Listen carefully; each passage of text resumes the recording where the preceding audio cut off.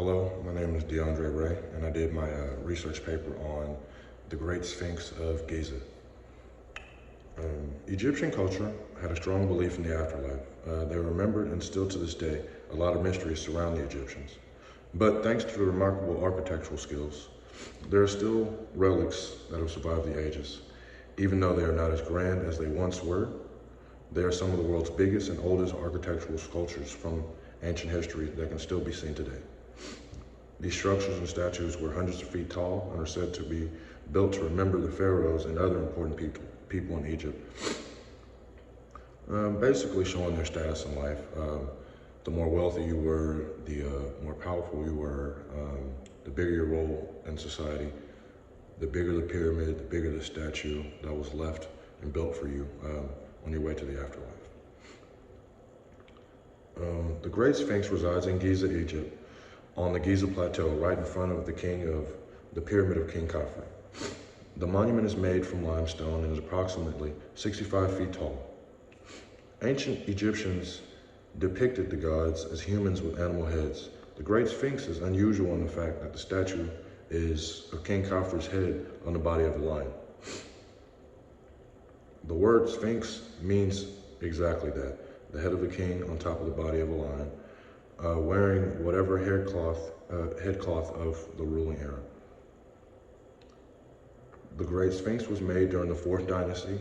The sculpture probably represents King Khafre himself, protecting the approach to his own funerary complex, and thus requires Khafre's likeness, but the combination of animal and human forms also suggests the king's connection to the gods. The true creator of the Great Sphinx is not confirmed. There's no markings on the sculpture that indicate who exactly created it.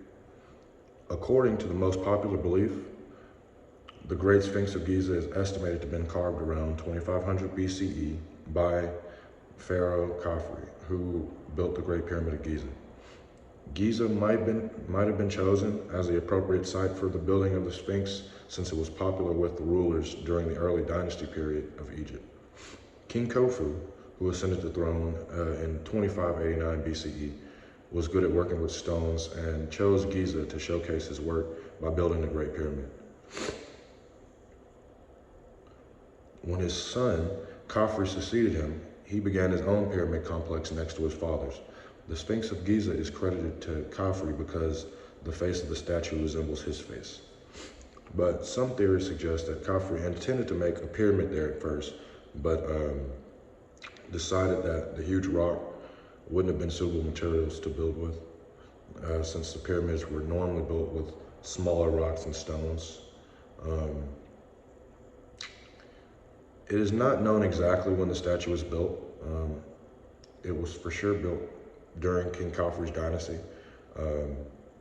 He was the 4th king of the 4th dynasty. That puts the statue being built somewhere around 2500 BCE.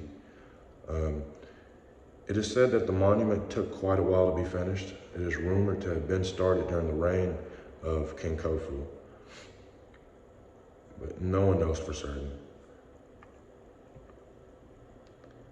The exact location of the monument is Giza, Egypt, right on the Giza Plateau on the Nile's west bank near Cairo.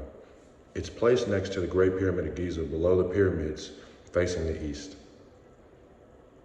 Egypt is known for its desert climate, which will explain some of the wear and tear on the monument. The biggest deformation is right on the nose. It pretty much doesn't have a nose anymore. But however, it's believed to have come from a fanatical Muslim cleric from Cairo during an attack in 1378.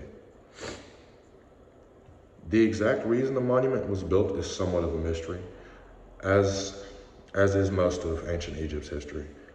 Some scientists believe it was built by Khafre as a tribute to how he believed he was connected to the gods. Others speculate it was to protect his final burial place, since it was right at the entrance causeway to his pyramid. Given Egyptians' religious beliefs and strong beliefs in life after death, the statue was to honor the king in death and grant him successful access to the afterlife while guarding his final resting place.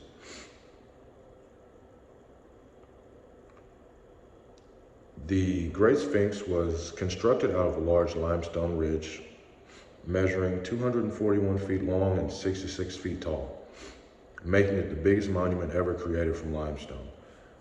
The sculpture varies in color from soft yellow to hard gray. The body of the Sphinx was constructed out of softer yellow stone, while the head was made from the harder gray stone.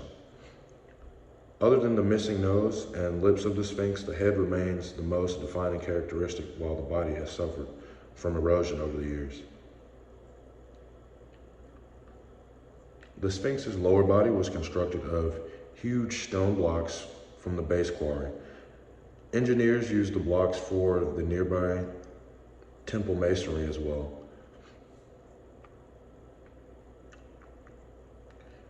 Construction began on the Sphinx through excavation around the rock outcrop and removal of the resulting huge rocks.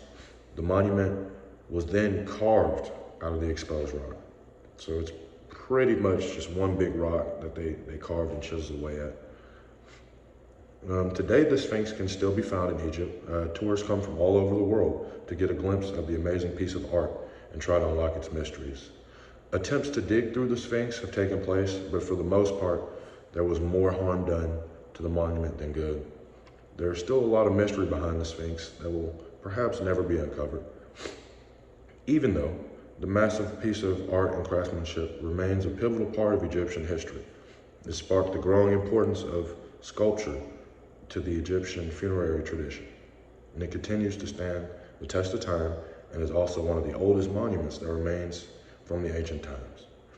It was also once part of the original 7 wonders of the world.